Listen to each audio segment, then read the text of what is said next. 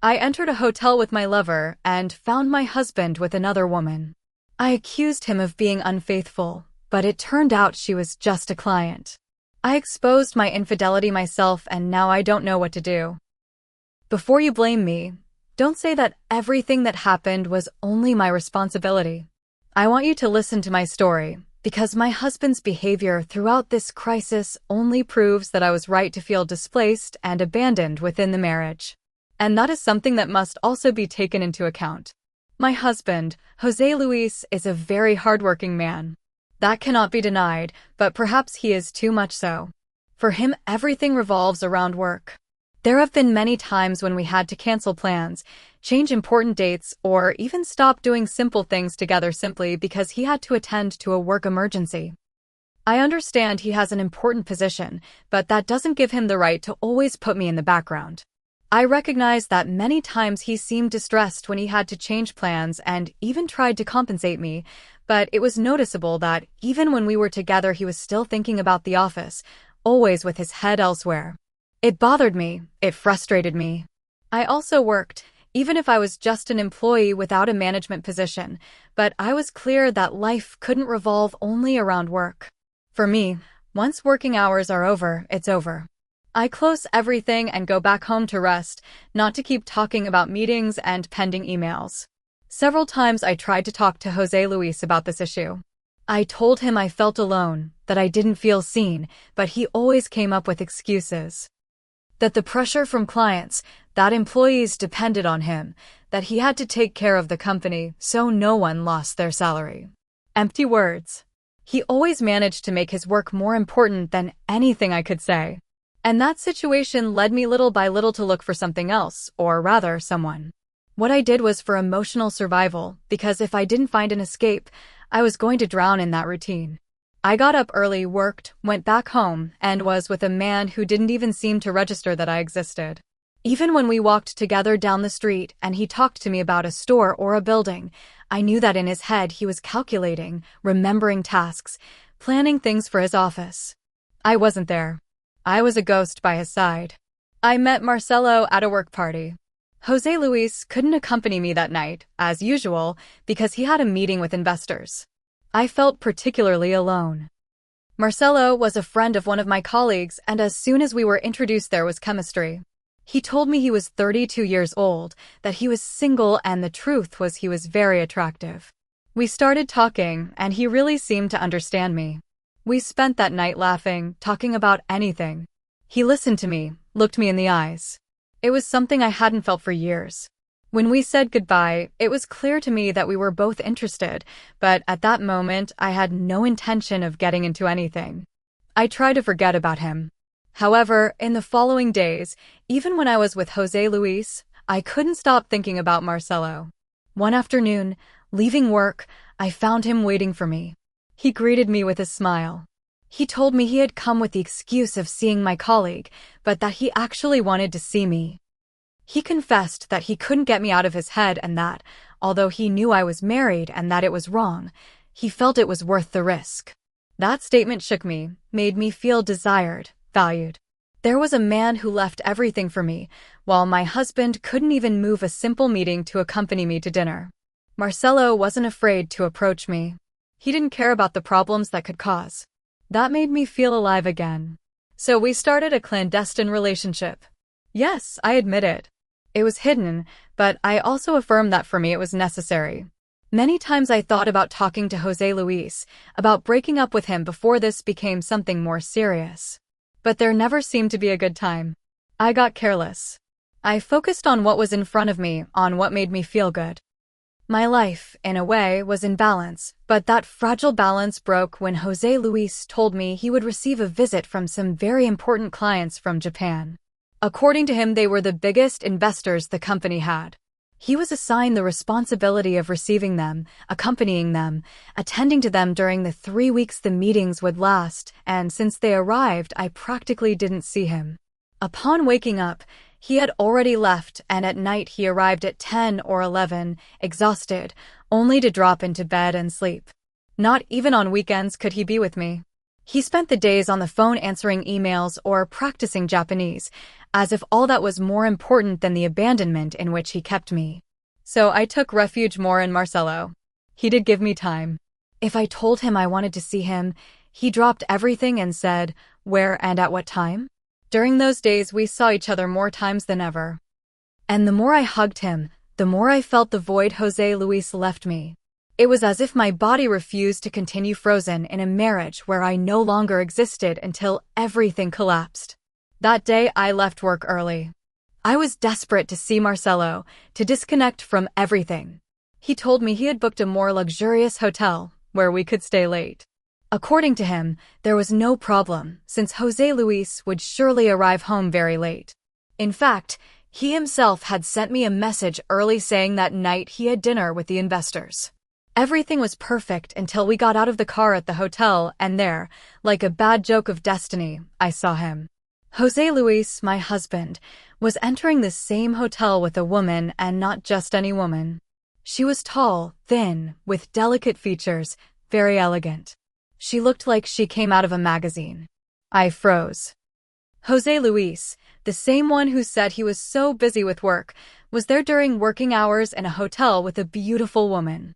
He was carrying a small suitcase, and when they arrived at the hotel entrance, I saw how he opened the door for her with a smile. He even made a sort of bow, a gesture he had never ever made with me. My heart exploded. Anger clouded my vision.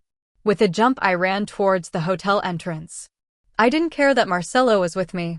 I didn't even think about him. I just wanted answers. When I entered, I saw it with my own eyes. José Luis was at the hotel reception smiling, talking animatedly with the woman. The woman, clearly Asian-looking, answered him in Japanese and, very comfortable, relaxed, asked for a room. My world came crashing down. José Luis, what the hell does this mean? My scream made everyone in the lobby turn to look at me. Tears came out uncontrollably, but what dominated was rage. José Luis turned with an expression of total surprise. He didn't say anything, just saw his frozen eyes. Without thinking, threw myself at the woman. I wanted to pull her hair. I wanted to make her pay for messing with my husband. But when I tried to touch her, it was he who stood in the way. He pushed me with his arm and separated me from her as if he were protecting her, as if I were a threat, as if I were the other woman. That drove me crazy. That was where I completely lost control.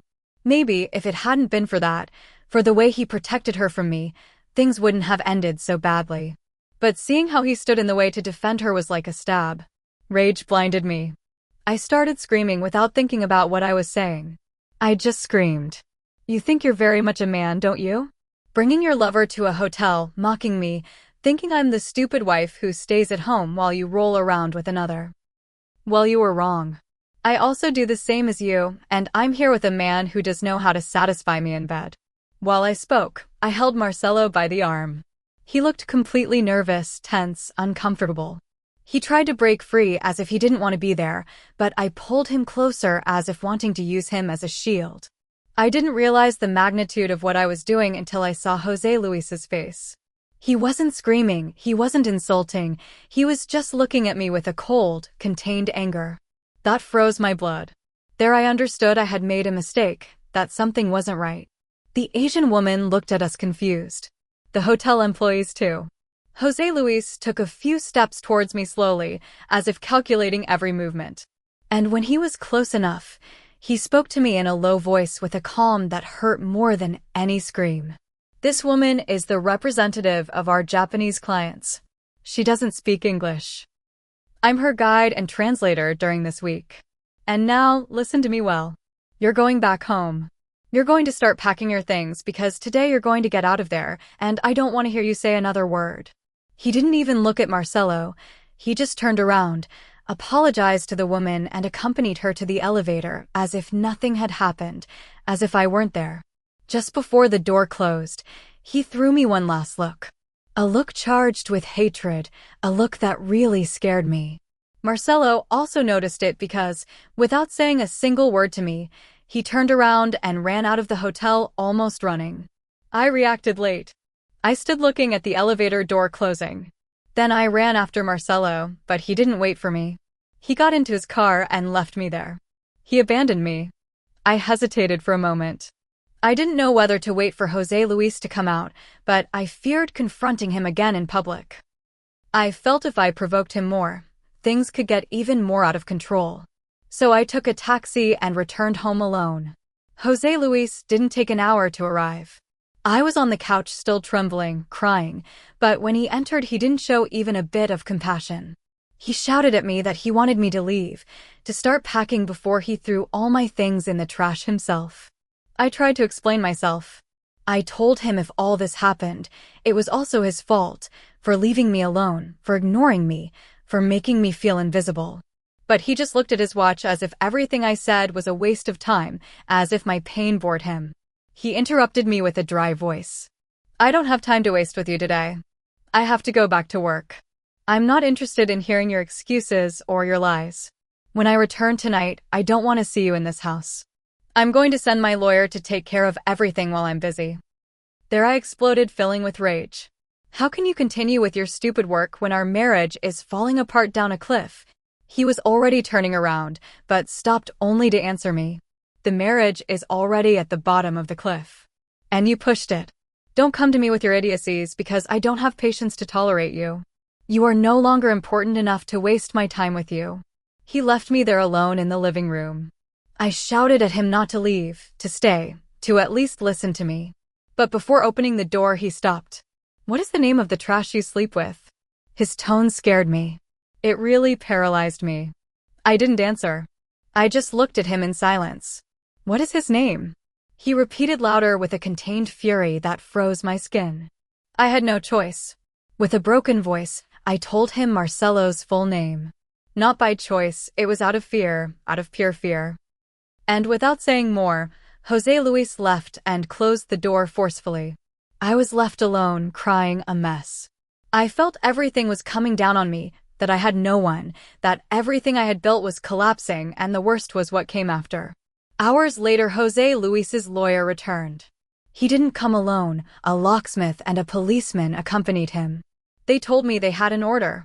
I don't know if it was real or if it was a legal threat, but the truth is they made me pack the basics and leave. They changed the locks on the door in front of me, and when they finished, they simply got into the car and left. They left me there on the street as if I were nobody. I have tried to talk to José Luis, call him, send him messages, but he doesn't answer. His lawyer tells me he already asked for a divorce, but not even that advances. I'm in limbo. I feel I have no control over what is happening. I suppose in the end we are going to solve everything, but his attitude annoys me. That way so cold, so distant of treating me.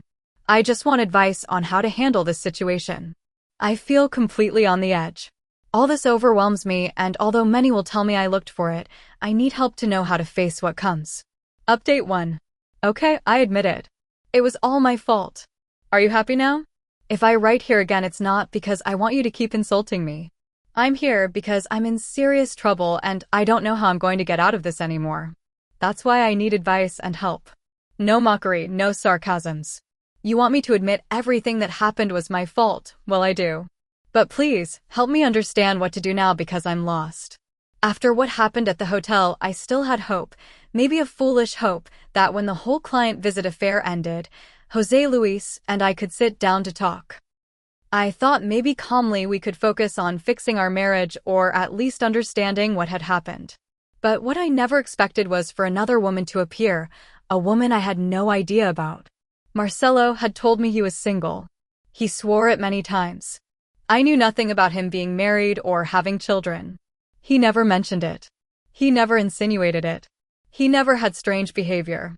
Every time I asked to see him, he was there, and it was always us who separated because I had to return home. He never left before, never showed himself in a hurry to return anywhere. That's why I never suspected anything. Once I asked him if we could go to his apartment, but he told me he lived far away and preferred to make the most of the time with me. With that, I had no way of guessing anything. How was I going to know what he really hid? The point is that while I was still trying to think about how to save my marriage, a woman arrived at my office. A stranger who entered without hesitation and asked to speak with me. She introduced herself as Catalina and said she was a lawyer. For an instant I thought she had something to do with the divorce, that maybe Jose Luis had moved faster than I believed. But when she said with all coldness that she was Marcelo's wife, I felt the world opening under my feet. I understood nothing. My mouth was dry and hands trembling. Meanwhile, she spoke loudly, loud enough for everyone in the office to find out. I have come to personally deliver the notification of the lawsuit I am filing against you for alienation of affection, she said without lowering her voice. You have destroyed my family by messing with my husband, and I am going to make you pay for that. She left me an envelope full of papers. I couldn't even move. I was in shock. My boss approached immediately to ask what was happening, and that was when Catalina decided it wasn't enough to humiliate me. She had to destroy me in front of everyone. She started telling the whole story, but in her way, shouting as if she wanted the whole office to understand who I was. She said I had seduced her husband, that I chased him, that although I knew he was married and had children, I insisted on interfering in his life, that I didn't care about destroying a home, that I had emotionally manipulated him, that Marcelo had confessed everything to her, that he felt regretful and confused, and that I was responsible. I wanted to defend myself. I told her it was all lies, that I knew nothing about her marriage or children, but she didn't even look at me, just said, "My husband already declared everything, and believe me, the evidence speaks for itself." And it was then when she started handing out copies to my coworkers, photos, documents, images from the hotel, screenshots, photos Marcelo had taken of us without me noticing. I was completely exposed.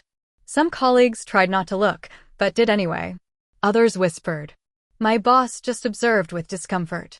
When Catalina finally left, I was desperate, picking up all the copies I could, trying to prevent them from continuing to circulate, but the damage was already done.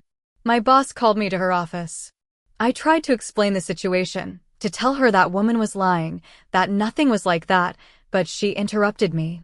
"I don't want any personal problem affecting the work environment," she told me. "I think it's best you take a few days to resolve all this." Saying a few days was a soft way of saying I was suspended.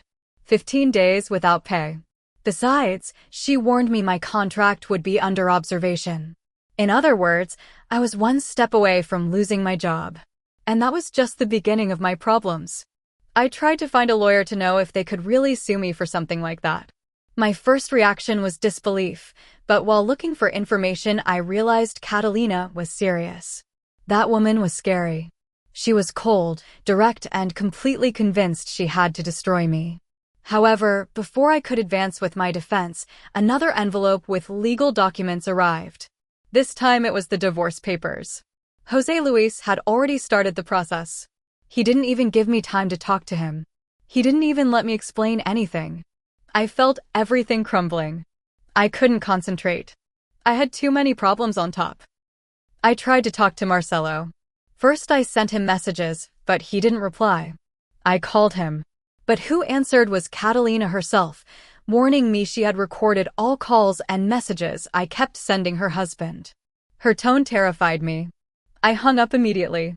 I didn't have time or money to face two legal processes at the same time, and I don't know if they agreed or if it was a coincidence, but the summons for both trials started mixing. My lawyer, if I could call him that, a recently graduated boy who was the only thing I could afford, told me that kind of thing wasn't normal. According to him, Catalina probably had contacts in the courts because she was a known and respected lawyer. It was then when I discovered it was Jose Luis who had warned Catalina about what had happened. He was the one who gave her my full name. He was the one who gave her information.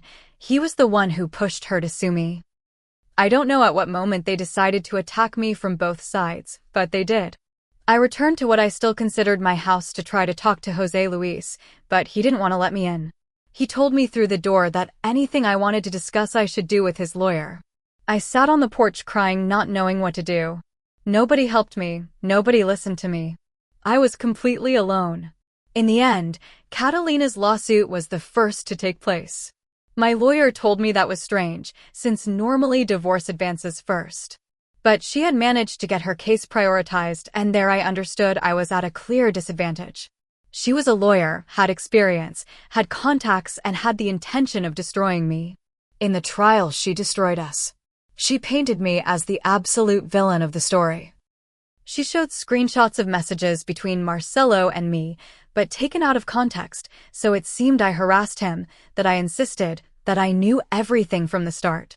Marcelo testified saying he knew he had acted wrong, but that I pressured him, that I knew he was married, that I had even told him I didn't care about his family.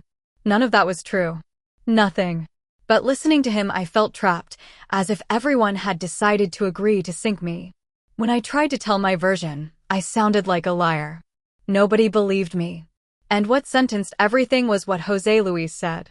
He told how I had tried to make a scene at the hotel, accusing him of being unfaithful while I was with my lover by my side. And to top it off, he brought the recording from the hotel reception where my voice mocking him was heard. It was humiliating. There was nothing I could do. The judge didn't doubt, and I never imagined they could give me such a large fine. $150,000. An amount I don't have, never had, and don't know how I'm going to get. When I heard the figure, I felt I was fainting.